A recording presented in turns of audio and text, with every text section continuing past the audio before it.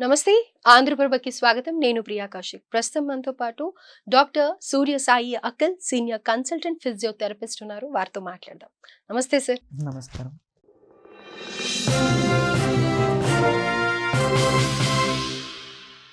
Sir, మోకాళ్ళ నొప్పులు మామూలుగా అయితే వయసు రీత్యా ఇంతకుముందు 60-70 ఏళ్ళకి చూసేవాళ్ళం. కానీ ఇప్పుడు ఈ మధ్య కాలంలో చిన్న ఏజ్ నుంచే కంప్లైంట్ చేస్తున్నారని మీ డాక్టర్సే చెప్తూ ఉన్నారు. సో 30 ఇయర్స్‌కి కూడా వస్తున్నాయి అని అంటున్నారు. కానీ టెక్నాలజీ మారుతోంది, అప్డేట్ అవుతూ ఉన్నారు. ఈ సందర్భంలో మీ సర్జరీస్ కూడా ఇంప్రూవ్ అయ్యాయి అని విన్నాను. అయితే ఇందులో కన్‌ఫ్యూజన్ ఏంటంటే ఎవరికైతే మోకాళ్ళ నొప్పులు ఉన్నాయో సివియర్ స్టేజ్‌లోకెళ్ళాక కూర్చోడానికి, నిల్చోడానికి, నడవటానికి ఇబ్బంది పడే వాళ్ళకి సర్జరీ సజెస్ట్ చేస్తారు. కానీ ఈ మధ్యన వినేది ఏంటి అని అంటే గనక ఇంజెక్షన్స్‌తో కూడా పెయిన్‌లెస్, పెయిన్ ఫ్రీ మోకాళ్ళ నొప్పులు తగ్గించడం అనేది వింటూ ఉన్నాం. అయితే మీరు ఇన్ని ఇయర్స్ అనుభవం ఉంది కదా! So what do you say, like ఎవరైతే సర్జరీస్‌కి వెళ్ళాలనుకుంటున్నారో లేకపోతే ఈ ఇంజెక్షన్స్ తీసుకోవాలనుకుంటున్నారో which one would be suggestable? మంచి topic. Let me clear you with this concepts. అసలు మీకు ఏ పిఆర్పి ఇంజెక్షన్స్ కానివ్వండి, స్టెరాయిడ్ ఇంజెక్షన్స్ కానివ్వండి, టీకేఆర్స్ కానివ్వండి. So these all are like సింపుల్గా చెప్పాలి అంటే మీరు చిన్నప్పుడు ఎదిగే వయసులో మీకు పోషకాహారాలు ఎక్కువ ఉండే ఫుడ్ ఇస్తూ ఉంటారు. ఎందుకు అంటే పోషక లోపం ఉండకూడదు బాడీలో. కాబట్టి ఇప్పుడున్న ఫుడ్లో మనం ఎంత మంచి ఫుడ్ తీసుకున్నా ఫుడ్లోనే పోషకాలు లేవు. ఓకే. ఫుడ్లోనే పోషకాలు లేవు. సో ఒకవేళ ఇప్పుడున్న పరిస్థితిలో మనం ఫుడ్డే సరిగ్గా తీసుకోవట్లేదు అంటే ఉన్న దాంట్లోనే పోషకాలు సరిగ్గా లేవు. అదే తీసుకోవట్లేదు అంటే what is your body is accepting. And ఇంకొకటి ఏంటిదంటే అండి, టు బీ హానెస్ట్, మనం అనుకోకూడదు కానీ we are adapting lot of western culture. So when we are adapting lot of western culture is only suitable for those environments. మన ఇండియన్ ఎన్విరాన్మెంట్ వేరండి. మన Indian nature వేరు, మన ఇండియన్ కల్చర్ వేరు, మన ఇండియన్ లైఫ్ స్టైల్స్ వేరు. ఫారెన్ లైఫ్ స్టైల్స్ వేరు, foreign culture వేరు, ఫారెన్ ఎన్విరాన్మెంట్ వేరు. సో అక్కడ ఎన్విరాన్మెంట్కి, అక్కడ లైఫ్ స్టైల్కి వాళ్ళు చేసుకునే అడాప్షన్స్ అవి సూటబుల్. అవి ఇప్పుడు ఎగ్జాంపుల్, అదే ఫారినర్ని మనం మసాలా కూర వండుకుంటాం కదా మేడం, ఎనీ మసాలా కర్రీస్ తినమంటే తినగలుగుతారా? కనీసం నోట్లో కూడా పెట్టలేరు. నేను ఇప్పటివరకు ఇన్ని ఇంటర్నేషనల్ పేషెంట్స్ చూశాను. They love biryani, they cannot eat our biryani. వాళ్ళకి మన బిర్యానీ ఎలా ఉండాలంటే చప్పగా ఉండాలి, ఎలాంటి మసాలాలు లేకుండా, అసలు జీరో స్పైసెస్ అంటే జీరో స్పైసెస్. మీరు జీరో స్పైసెస్ తినగలుగుతారండి? అసలు మన వల్ల కాని పని అది. నేను ఓపెన్గా చెప్తాను, ఐ కెనాట్ ఈట్. నాకు ఉప్పు కారం మంచిగా ఇంట్లో ఎంత స్పైసీగా ఉంటే అంత నచ్చుతుంది మన ఇండియన్స్. హోమ్లీ ఫుడ్ లేకపోతే అసలు అది ఫుడ్డే కాదు. అంటే మన అమ్మ చేతి వంటలు తినే వాళ్ళైతే, ఇప్పుడు ఎగ్జాంపుల్ మేడం, ఆవకాయ ముద్దపప్పు ఎంతమందికి ఇష్టం మనకి? అసలు ఆవకాయ లేని ఏ కూరలు లేకపోయినా ఆవకాయ ఉంటే చాలు మనకి. ఆవకాయ, నెయ్యి, వేడి అన్నం ఉంటే చాలు, ఇంకేం అవసరం ఉండదు మనకి. అదే ఆవకాయ వాళ్ళకి పెడితే కనీసం టేస్ట్ కూడా చూడలేడు. టేస్ట్ బడ్స్ టచ్ చేయగానే they will start screaming. So ఇలాగా వాళ్ళు మన కల్చర్ని అడాప్ట్ చేసుకోవట్లేదు, కానీ వీఆర్ అడాప్టింగ్ దేర్ కల్చర్. వాళ్ళు తీసుకునే కల్చర్కి, ఫుడ్కి ఏమవుతుందంటే మేడం, అక్కడ ఉండే ఎన్విరాన్మెంట్ ఫ్యాట్ రాకుండా కూడా ఇట్ విల్ సపోర్ట్. ఇప్పుడు వాళ్ళు ఎంత చీజ్ తీసుకున్నా వాళ్ళకి ఏం కాదు, because they walk a lot. అక్కడ ట్రాన్స్పోర్ట్ మీకు తెలిసే ఉంటుంది. ఇఫ్ యూ ఎవరైనా విజిట్ అయ్యి ఉంటే అబ్రాడ్ కంట్రీస్, ట్రాన్స్పోర్ట్ అనేది తక్కువ ఉంటుంది. అక్కడ కిలోమీటర్లు నడవాల్సిందే. పార్కింగ్ కే డబ్బులు చాలా అయిపోతాయి. ఆ భయానికైనా సరే వాడు ఏం చేస్తాడంటే ఇంట్లో కార్ పెట్టుకొని ఒక 5 కిలోమీటర్లు ఉంటే పబ్లిక్ ట్రాన్స్పోర్ట్ ఎక్కువ యూజ్ చేస్తారు. సో అక్కడ ఉండే నేచర్కి, అక్కడ ఉండే లైఫ్ స్టైల్కి సరిపోయింది అది.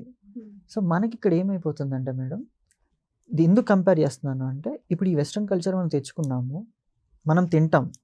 మన లైఫ్ స్టైల్ ఇప్పుడు ప్రెసెంట్ ఉన్న జాబ్స్ అన్ని డెస్క్ జాబ్సే. మీరు ఎలాగైనా చూసుకోండి. ఈవెన్ నైట్ టైమ్స్ నిద్రపోకుండా కూడా వాళ్ళు చేసేది ఏంటిది అంటే వర్కే. ఈ అర్ధరాత్రి 3ంటికి నిద్రలో ఉంటారు మేడం మీరు. If you seen any software job, I have experience with so many patients as well as my own family also. 3ంటికి ఫోన్ చేసి పలానా కోడ్ రావట్లేదంట, డ్యామేజ్ అయింది, లేదా పలానా వర్క్ అవ్వట్లేదు అంటే వీడు 3ంటికి నిద్ర మానుకొని లేచి వర్క్ చేయాల్సిందే. లేదు అంటే వాడు జాబ్కే థ్రెట్. అంటే లైఫ్ స్టైల్ చూడండి ఎలాగైపోయింది. అంటే నువ్వు గొడ్డులా పనిచేస్తున్నావు, end of the day you are not having any kind of benefit for your health. You are earning money out of your health. So నార్మల్గా మనం ఎవరైనా ప్రవచనాలు వింటే మేడం కొన్ని భలే నవ్వొస్తాయి నాకు. చాగంటి గారు కానీ గరికపాటి గారు కానీ మళ్ళీ నవ్వొస్తుంది నాకు. అబ్రాడ్ గురించి చెప్తారు, లేకపోతే మన లైఫ్ స్టైల్ మోడిఫికేషన్స్ గురించి చెప్తారన్నమాట. మన దౌర్భాగ్యం ఎలా ఉందంటే రూపాయి పెట్టి కొనుక్కోవాల్సిన కరివేపాకుని 100 రూపాయలు పెట్టి కొనుక్కుంటున్నాము. అంతకంటే దౌర్భాగ్యం ఏమి ఉండదు, ఇంతకు మించి ఏం చెప్పలేను అంటారన్నమాట. అంటే ఆ ఒక్క మాటలో మనం అర్థం చేసుకోవచ్చు. Where you can get 1 rupee valuable things and you are purchasing at the cost of 100 rupees. What is the point? నువ్వు ఇక్కడ ఉండే లాభం అక్కడ ఉండే ఏముంది? ఎక్కడైనా ఒకటే అయిపోయింది కదా. There is no difference. కాకపోతే గొప్పలు ఉంటాయి అంతే. హానెస్ట్గా చెప్పాలని గొప్పగా చెప్పుకోవచ్చు. దట్ నా కొడుకు యూఎస్ఏ, నా కొడుకు రిటర్న్, నాది చెప్పుకోవడానికి ఫొటోస్ లో చూడడానికే తప్ప రియల్ గా అక్కడ అనుభవించడానికి ఏమీ ఉండదు. అండ్ ఇంకోటి చెప్పాలంటే ఇక్కడ మనకి మీకు బాగాలేదు అనుకోండి మేడం, ఎప్పుడన్నా మీరు ఫోన్ చేసి అఖిల్ గారు నాకు ఇలా బాగాలేదండి అంటే, మేడం ఇది ఈ టాబ్లెట్ వేసుకోండి, ఎక్సర్సైజ్ చేయండి అని అట్లీస్ట్ కన్సర్న్ ఉంటుంది, ఒక ఆప్యాయత అనురాగాలు ఉంటాయి. అదే మీరు అబ్రాడ్లో మన ఇంటి పక్కన ఉన్నవాడికి ఫోన్ చేస్తే కూడా కాల్ 110 అన్నట్టు ఉంటుంది సిచ్యువేషన్. సో ఎమర్జెన్సీలో కూడా వాళ్ళు అపాయింట్మెంట్ ఇచ్చిన టైంకే వెళ్ళాలి మళ్ళీ, అది కూడా దట్ ఈస్ దేర్ అండి. ఈవెన్ మీరు ఇప్పుడు నేను సో కాల్డ్ వివిఐపీస్ అబ్రాడ్ నుంచి వచ్చి ఇక్కడికి ఇండియాలోనే ట్రీట్మెంట్ తీసుకొని వెళ్తారు. బికాస్ అక్కడ అపాయింట్మెంట్స్ దొరకవు, దొరికినా అక్కడ సక్సెస్ రేట్ లేదు అని వాళ్ళే చెప్తున్నారు, పేషెంట్సే చెప్తున్నారు. సార్ నేను ఫిజియో చేయించుకున్నాను, అక్కడ 3 months చేయించుకున్నాను, ఒకళ్ళు 6 months చేయించుకున్నాం అంటారు. మూమెంట్ చూస్తే ఎక్కడికి ఉండదు, అక్కడే ఉంటుంది. నాకు అర్థం కాదు ట్రీట్మెంట్ ఏం జరుగుతుంది అక్కడ అనేది. So we don't know what is happening. వీళ్ళ నెగ్లిజెన్సా తెలియదు, వాళ్ళ నెగ్లిజెన్సా తెలియదు, బట్ మనకు వచ్చే కంప్లైంట్స్ ఇలాగే ఉంటాయండి. రైట్. సో ఇప్పుడు ఇవన్నీ చెప్పడానికి కారణం ఏంటంటే these all are linked to your arthritic changes of the body. అంటే చూడండి, నేను లైఫ్ స్టైల్ మోడిఫికేషన్స్ గురించి మాట్లాడాను, మీ లైఫ్ స్టైల్స్ గురించి మాట్లాడాను, మీరు తీసుకునే ఫుడ్స్ గురించి మాట్లాడాను. ఇవన్నీ ఎక్కడ ఎఫెక్ట్ అవుతున్నాయి అంటే మీ డైలీ యాక్టివిటీస్కి ఎఫెక్ట్ అవుతున్నాయి. ఓకే. ఇదే డెస్క్ జాబ్ గురించి ఎందుకు మాట్లాడాను అంటే, మీరు డెస్క్ జాబ్ తప్ప ఫిజికల్ యాక్టివిటీ ఎక్కడుంది చూపించండి. సో కాల్డ్ మనం ఏదైతే జంక్ ఫుడ్, బర్గర్స్ కానివ్వండి, పిజ్జాస్ కానివ్వండి, ఏవైతే ఇవి మాట్లాడుతున్నానో, you are taking lot of calories in the form of fat where you are burning it. Right. అయితే మీరు డెస్క్ జాబ్ అంటున్నారు కదా, మరి డెస్క్ జాబ్ లో ఎక్కువ మూమెంట్ ఉండదు కదా, మోకాళ్ళు అరిగిపోయాయి అంటే ఎక్కువ నడవటం వల్లనో ఎక్కువ యాక్టివిటీ కాదంటారా? Never. If you are walking 10,000 steps a day since the age of 20 to 50, your knees will never get affected of arthritis. అయితే ఇది అపోహేనా అంటారా? అపోహే మేడం. ఓకే. నేను హానెస్ట్ గా మాట్లాడుకుందాము. నా గ్రాండ్ ఫాదర్ ని తీసుకుందాం. He is now at somewhere around 73, 74, somewhere roughly. ఆయనకు మోకాళ్ళ నొప్పులు అంటే తెలియదు మేడం. అవును. ఆయన చేసే వృత్తి ఏంటి చెప్పనా మేడం మీకు? టైలరింగ్. ఓ, డెఫినెట్ గా అది మూమెంట్ ఉంటుంది. ఎంత మూమెంట్ ఉంటుంది మీరు చెప్పండి. అంతే కదా, అంత ఉండాల్సిన దానికంటే ఎక్కువ ఉంటుంది. అంత మూమెంట్ కి అరిగిపోవాలి, అరిగిపోకూడదు. ఆఫ్ కోర్స్, అంతే కదా. He never complained of knee pain. Oh. He complained of shoulder pain. Okay. Right. అంటే ఏజ్ రిలేటెడ్ అది. ఇప్పటికి ఆయనకి ఆర్థరైటిస్ ఉందా లేదా అంటే డెఫినెట్లీ ఇప్పుడు నేను ఎక్స్రే తీస్తే ఆయనకి ఆర్థరైటిస్ ఉంటుంది. But how he is surviving means because his muscles are trained so much. ఆ యాక్టివిటీలో ఆయన మజిల్స్ ఎంత ట్రైన్ అయిపోయాయి అంటే ఎంత లోడ్ అయినా సరే ఆ మజిల్స్ తీసుకోవడం అలవాటు పడిపోయింది. Okay, right. అందుకే చూడండి, ఒక రైతుకి మోకాళ్ళ నొప్పులు చెప్పడు. ఒక రైతు దగ్గరికి వెళ్తే అరిగినాయమ్మా, గీసుకుంటున్న సౌండ్ వస్తుంది, కలుక్ కలుక్ అంటుంది అంటారు తప్ప నాకు ఇది అంతా గుంజేస్తుంది, ఇరిగిపోయినట్టు ఉంటుందని చెప్పరు. అదే ఇప్పుడు మనం వాళ్ళతో కంపేర్ చేసుకోకుండా జనరల్గా వచ్చేద్దాం. మా మదరు, మీ మదరు తీసుకుందాం. Definitely they will complaint knee pain or back pain. డెఫినెట్గా కంప్లైంట్ చేస్తారు. మా మదర్ అయితే చేస్తున్నారు madam, I'm being very honest. ఆవిడ కింద కూర్చుంటే లెగలేను అంటారు, ఇప్పుడు మోకాలు నొప్పులు వస్తున్నాయి అంటారు. నేను వాళ్ళ ఫాదర్ గురించే మాట్లాడుతున్నాను. He is very young and dynamic now. ఎందుకు అంటారు అంటే, my mom never did any physical activity. And నేను అలాగంటే మా మదర్ అనే ఫస్ట్ క్వశ్చన్ ఏంటిదంటే, పొద్దున్న లెగిస్తే సాయంత్రం దాకా చేసేదంతా ఏంటి అని అడుగుతుంది. జనరల్ గా అందరం అదే అంటాం సార్, మదర్. ఇప్పుడు మీరైనా మదరే కాబట్టి అదే అంటాను నేను కూడా. నేను అనేది ఏంటిదంటే ఫిజికల్ యాక్టివిటీ వేరు, ఫిజికల్ ఎక్సర్సైజ్ వేరు కదా. మీ డాక్టర్స్ చెప్పేది అది. ఇక్కడ మాకు వంట పని, బయట పని ఇవి చేసే వరకే అయిపోతుంది. ఇంకా మళ్ళీ అడిషనల్ గా ఎక్సర్సైజ్ అంటే అది ఇంకా. కానీ మేడం మీరు నేను చెప్పింది ఒక్క 1-2 months ఫాలో అయ్యి చూడండి. ఎగ్జాంపుల్ చెప్తాను మీకు. డైలీ మార్నింగ్ ఏమొద్దు, ఒక half an hour to 45 minutes general basic exercises చేయండి బాడీకి, just stretches just to tone your muscles. అంటే వార్మప్ లాగా. అంటే మీరు సాయంత్రం దాకా యుద్ధం చేద్దామని రెడీ అయ్యారు ఆల్రెడీ, మార్నింగ్ లేగంగానే పిల్లలతోటి, మీ ఆయనతోటి, బయట ప్రపంచంతో, మీ జాబ్ తోటి ఇంత యుద్ధం చేస్తున్నారు కదా, ఈ యుద్ధానికి ప్రిపరేషన్ అయితే ఉండాలి కదా. అవును, ఉండాలి కదా. నేనేమంటున్నాను, ఆ యుద్ధానికి ఒక 40 minutes ప్రిపేర్ అయ్యాలంటున్నా. మీరు ప్రిపేర్ అయ్యి వెళ్ళడం స్టార్ట్ చేశాక tell me after 2-3 months how you are feeling. Regular exercise చేస్తే 1 week 10 daysకే అలవాటు అయిపోయి మనం ఏదో మిస్ అవుతున్నాం అన్నట్టు అనిపిస్తుంది డెఫినెట్ గా. అలాంగ్ విత్ దట్ అండి, మీకు ఏమవుతుంది అంటే ఈ ఫిజికల్ యాక్టివిటీ వల్ల మీ బ్లడ్ సర్క్యులేషన్ ఇంప్రూవ్ అవుతుంది, మీ హార్ట్ మజిల్స్ అనేవి స్ట్రెంత్ అవుతాయి, మీ లంగ్స్లో లంగ్ వాల్యూమ్ అంటే ఏదైతే బ్రీతింగ్ ప్యాటర్న్ ఉంటుందో అది ఇంప్రూవ్ అవుతుంది. దాంతోపాటు మీరు చేసే యాక్టివిటీస్ యొక్క ఈజినెస్ తెలుస్తుంది. రైట్. నేను ఎగ్జాంపుల్ నాదే చెప్తాను madam. I did gym before. నేను జిమ్ చేసినప్పుడు నేను చాలా హెల్తీగా ఉన్నాను అండ్ నేను చేసే యాక్టివిటీ డబుల్ అయిపోయింది. అంటే నేను ఒక పేషెంట్ చేసే ట్రీట్మెంట్ని 2-3 పీపుల్కి చేయగలిగేవాడిని. ఓకే. ఆ స్ట్రెంగ్త్ ఉండేది నాకు. నేను కొంచెం బిజీ అయిపోయి I was having workers now, I have so many physios under మీ. నాకు ఇప్పుడు ఏమైపోయింది అంటే నాకు ఆ స్పేస్ ఉన్నా psychologically I couldn't go in to that area. అంటే ఇప్పుడు నేను థింక్ చేయాలి, ఎక్సర్సైజ్ చేయాలి అని, నాకు ఆ స్పేస్ లేకుండా I'm keep on think about working now. Next ఏం చేయాలి, పేషెంట్కి ట్రీట్మెంట్ ఎలా ఉంది, ప్యాటర్న్స్ ఎలా ఉన్నాయి, ప్రోటోకాల్స్ ఎలా ఉన్నాయి, డిజైన్ ఇంప్లిమెంట్ అవుతున్నాయా లేదా. సో వీటన్నిటి వల్ల ఏమవుతుంది, I couldn't able to concentrate on my health.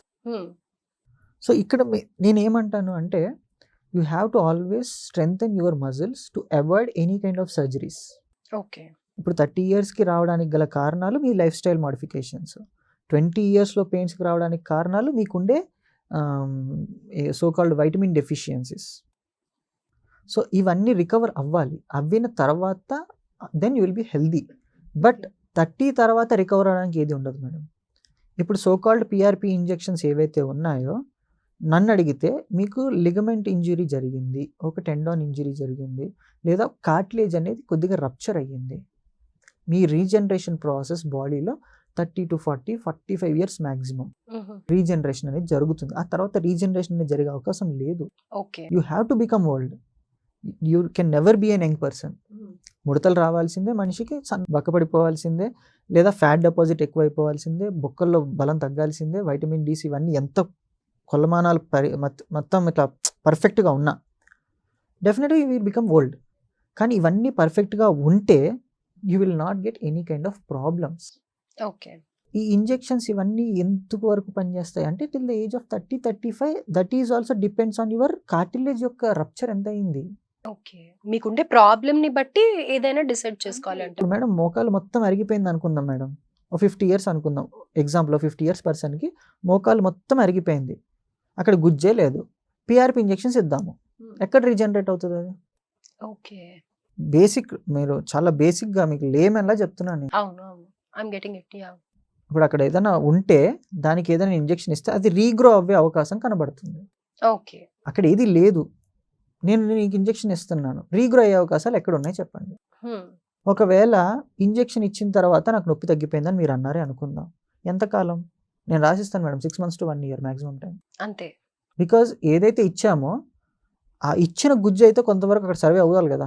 మరి అలాంటప్పుడు సర్జరీస్కి వెళ్ళినా కూడా మాకు సర్జరీ చేయించుకున్నాక 6 months 7 months పనిచేసింది, తర్వాత మళ్ళీ నొప్పులు బాగా ఎక్కువైపోయాయి, ఏం యూజ్ లేదు అనే వాళ్ళు కూడా ఉంటారు కదా. దీనికి ఒక బెస్ట్ ఎగ్జాంపుల్ చెప్తాను మేడం. ఇప్పుడు టీకేఆర్ అని, మ్యాక్సిమం సర్జరీస్ అంటే టీకేఆర్ మేడం. నీకే టీకేఆర్ అంటే టోటల్ నీ రిప్లేస్మెంట్. ఓకే. ఇప్పుడు ఈ టోటల్ నీ రిప్లేస్మెంట్ జరిగింది అనుకుందాం మేడం. మీరు గత ఎన్ని సంవత్సరాల నుంచి నొప్పితో బాధపడ్డారు? మోకాలు నొప్పులు ఒక 1 year వేసుకుందాం, కొంతమంది 5 years, కొంతమంది 10 years నుంచి కూడా సఫర్ అయిన వాళ్ళు కూడా ఉంటారు. ఈ రిప్లేస్మెంట్ జరిగి ఒక 1 yearలో నొప్పి తగ్గిపోవాలంటే ఎలా మేడం? టైం పడుతుంది, ఇట్ విల్ టేక్ టైం. కానీ ఇక్కడ మనం చేసే మిస్టేక్స్ చెప్తాను యాజ్ ఎ హ్యూమన్గా. ఆల్రెడీ టీకేఆర్ జరిగిన తర్వాత సూచర్ పెయిన్, లోపల ఉండే సాఫ్ట్ టిష్యూ, కండరాలు, ఎముకకి సంబంధించినవన్నీ కూడా ఫ్రెష్ పీస్ లాగా. ఎంత పెయిన్ ఉంటుంది మేడం, పెద్ద ఆపరేషన్ చేసినంత పెయిన్ ఉంటుంది. మళ్ళీ ఒక కొత్త సిస్టమ్ ఏదో లోపలికి వచ్చినట్టే. కొత్త సిస్టమ్ వచ్చినప్పుడు డెఫినెట్లీ ఆ పెయిన్ ఉంటుంది. ఈ పెయిన్ మీద మనం వాకింగ్ అలవాటు చేయాలి, ఎక్సర్సైజింగ్ అలవాటు చేయాలి, మూమెంట్ అలవాటు చేయాలి. మేడం టీకేఆర్ జరిగిన నెక్స్ట్ డే అంటే నైట్ జరిగింది, మార్నింగ్ నడిపిస్తాం. ఓ సర్జరీ నైట్ జరిగితే morning we will make them walk with some support. Okay. ఎందుకు నడిపిస్తాం? చేయించుకున్నది మొబిలిటీ కోసం కదా, చేయించుకున్నది మొబిలిటీ కోసం. వీళ్ళు ఏం చేస్తారు అంటే, ఇప్పుడే కదా ఆపరేషన్ అయ్యింది, ఓ 2 రోజులతో వచ్చేద్దాం, నడవచ్చు లేదు, నడవచ్చో లేదో, నడిస్తే ఏమైపోతుందో. ముఖ్యంగా చెప్తాను మేడం, పేషెంట్ కంటే కూడా పేషెంట్ అటెండర్స్ నాకు పెద్ద ప్రాబ్లం. నాకు రైట్. బీయింగ్ వెరీ ఫ్రాంక్ అండి, ఇప్పుడు పేషెంట్కి కూర్చోబెట్టి నేను ఎంత బాగా ఎడ్యుకేట్ చేస్తాను అంటే, పేషెంట్ నేను ఎంత చెప్తే అంత, ఇంకా నా గీత దాటని అంటుంటారు. నేను మరుసటి రోజు వచ్చినప్పుడు పేషెంట్ పాడైపోతాడు. ఎందుకు పాడైపోతారంటే బికాస్ ఆఫ్ రిలేటివ్స్. డాక్టర్లు అలాగే చెప్తారు, నువ్వేం చేయకు, నొప్పి అయిపోతే ఆయన ఏమన్నా నీ నొప్పి భరిస్తాడు ఆయన అంటారు వాళ్ళు. వాళ్ళే మళ్ళీ ఇంకో సర్జరీ చేయొచ్చని డబ్బుల కోసం చెప్తారు అని కూడా అంటారు. నాకు అర్థం కాదు ఏంటంటే, వాళ్ళు నడిస్తే నాకు ఏమైనా డబ్బులు వస్తాయా?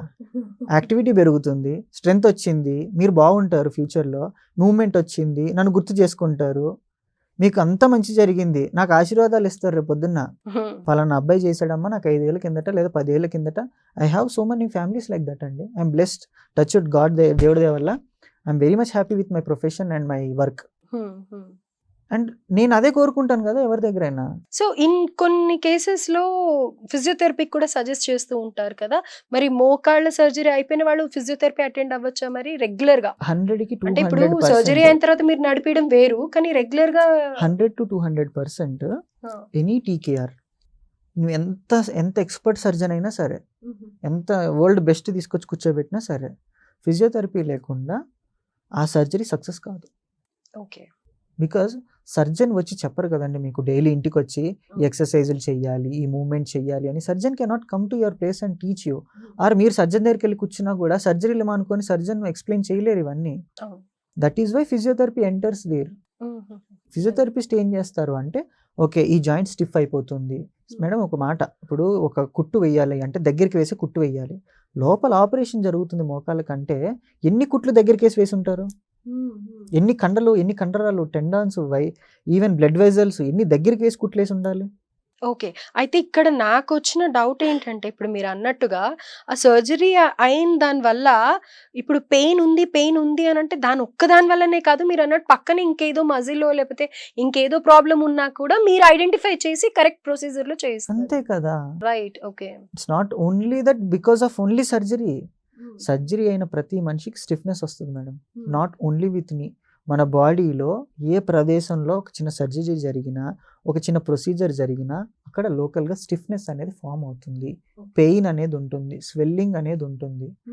ఈ ఫిజియోథెరపిస్టులు అనే వాళ్ళు ఏం చేస్తారు అంటే, అది నార్మలా అబ్నార్మలా డయాగ్నోసిస్ చేస్తాం, అసెస్మెంట్ చేసి, ఇది మనం ఖచ్చితంగా ఉండి చేసేది అయితే మేడం మీరు ఇన్ని రోజులు చేయించుకోవాలి రఫ్గా, లేదు అవసరం లేదనుకోండి, మీరు ఏం పాటించాలి, మీరు ఏం చెయ్యాలో ఎడ్యుకేట్ చేసి ఒక సెర్టెన్ గైడ్ లైన్స్, ప్రికాషన్స్ ఇచ్చి పంపించేస్తాము.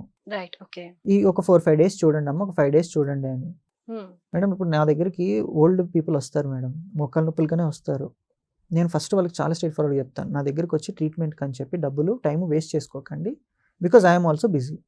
నేనేమంటానంటే, ఫస్ట్ మీరు ఇంట్లో ట్రై చేయండి. నేను కొన్ని ఎక్సర్సైజెస్ ఇస్తాను, కొన్ని చిట్కాలు ఇస్తాను, పెయిన్ ఎలా తగ్గాలి ఇంటి చిట్కాలు ఇస్తాను, మీరు ఇవి ఫాలో కండి. ఫాలో అయ్యి ఎవ్రీ 4 days నాకు ఒకసారి వచ్చి కలవండి, లేదా 1 week ఒకసారి వచ్చి నన్ను కలవండి. కలిసాక if you are feeling the same, then that is a physiotherapy rule. డైరెక్ట్గా రాగానే కూర్చోబెట్టేసి చేసేద్దాం ఫిజియోథెరపీ అని అన్నాను, unless until it is necessary. I prefer first to take care of your self. If it is not workouting with you, then I will enter, that is my rule.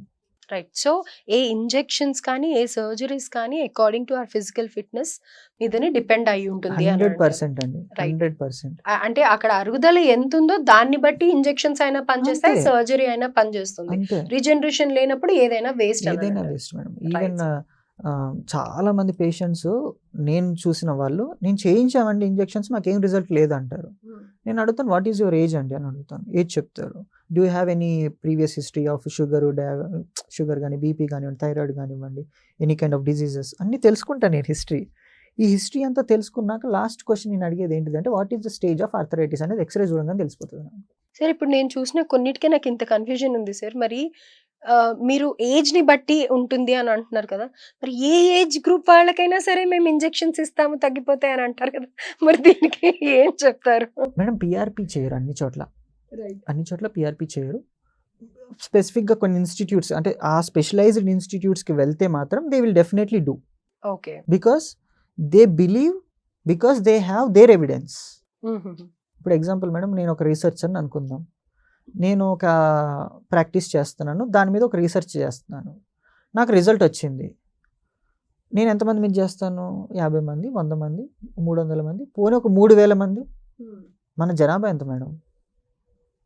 120 కోట్ల మంది జనాభాలో నువ్వు ఒక 3000 మందో, 10,000 మందో రీసెర్చ్ చేసి ఇది అందరి మీద వర్తిస్తుంది అంటే హౌ ఇట్ ఈస్ పాసిబుల్?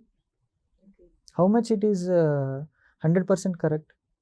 అలాంటివి ఏదైతే రీసెర్చ్ పేపర్స్ 1, 2 కాకుండా కొన్ని వందలు జరుగుతాయో అప్పుడు మనకు ఒక ఐడియా వస్తుంది. I'm not saying PRP is not going to help you. PRP is not going to help, not suitable for everyone. Not suitable to everyone. I'm very clear. It's not suitable to everyone. It is suitable to a specific person who are definitely ఆ కేటగిరీలో set అవుతారు. Right. ఆ కేటగిరీలోకి right, this is the person which will suitable to the PRP. నేనే suggest చేస్తాను. నా దగ్గరికి ఒక 25 ఇయర్స్ యంగ్ అథ్లెట్ వచ్చి ఐఎమ్ హ్యావింగ్ కార్టిలేజ్ డ్యామేజ్ అంటే ఇమ్మీడియట్గా నేను పీఆర్పీ సజెస్ట్ చేస్తాను. ఓకే. ఒక 60 ఏళ్ళ ముసలావిడ వచ్చి నాకు మోకాలు మొత్తం అరిగిపోయినాయి నాన్న, నాకు ఇప్పుడు ఏం చేయాలో అర్థం కావట్లేదు, ఆపరేషన్ మాత్రం చేయించుకొని కావాలంటే ఇంజెక్షన్ చేయించుకుంటాను అంటే నేను ఇంజెక్షన్ సజెస్ట్ చేయను. ఆ వయసు వాళ్ళకి ఆ ఇంజెక్షన్ ఇస్తే బాడీలో రీజనరేషన్ ఎక్కడ ఉంటుంది అవ్వడానికి, అక్కడ బాడీ ఎక్కడ హెల్త్ సపోర్ట్ చేస్తుంది, how it will work out for her. Right. So I'm being very, అదే అంటున్నాను madam, it all depends on what is the stage of arthritis, ఎంతవరకు ఎఫెక్ట్ అయ్యింది, రీజనరేషన్ అయ్యే ప్రాసెస్లో ఉందా. మేడం హెయిర్కే పీఆర్పీ అని ఎన్ని చేస్తున్నారు మీకు తెలియదు ఏముంది, స్కిన్కి వ్రింకిల్స్ కానీ. Do you think this is going to help them permanently? Right. Being very honest. జుట్టు ఊడిపోతుందని చెప్పి పీఆర్పీలు ఇస్తాము, జుట్టు వచ్చేస్తుంది మేడం మళ్ళీ. వచ్చినా కూడా మీరు అనుకున్నట్టే వచ్చినా కూడా that is a permanent solution? No, it is not a permanent solution. I still believe that who have money, they can go for PRPs because they have money. They can try for it. But when you not have that financial things, I recommend go with a one-time permanent solution. That is surgery, I think so. Permanent solution is always best solution. Of course. I prefer that. Personally, నా ఒకవేళ కోటీశ్వరుడు అయినా సరే నేనైతే ఇదే suggest చేస్తాను. Because which I seen, which is working out for them, and that is going to help them in all the ways. Right, sir. Thank you, sir. Thank you so much. Thank you.